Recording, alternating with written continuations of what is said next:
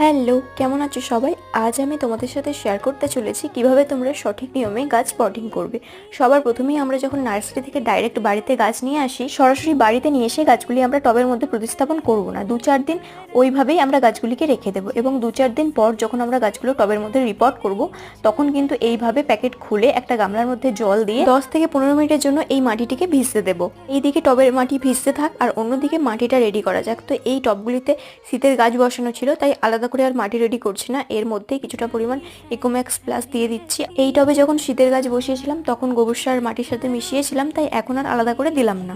এখানে দেখো প্রথম গাছটার কিন্তু মাটিটা ভালোভাবেই আলগা হয়ে গিয়েছে, তো তাই প্রথম গাছটা আমি প্রথমেই পটিং করে দিয়েছি এবং তারপর নেক্সট যে গাছটা ছিল সেটাও পটিং করে দিয়েছি। আচ্ছা, তোমাদের কোন কোলিয়াসের ভ্যারাইটিটা বেশি ভালো লেগেছে অবশ্যই কিন্তু কমেন্টে জানিও। আগের দিন এই ভিডিওতে যারা যারা কমেন্ট করেছিলে তাদের নামগুলো নিয়ে নিচ্ছি: আয়ুষ্মান, মমতাজ আর ফাইজা।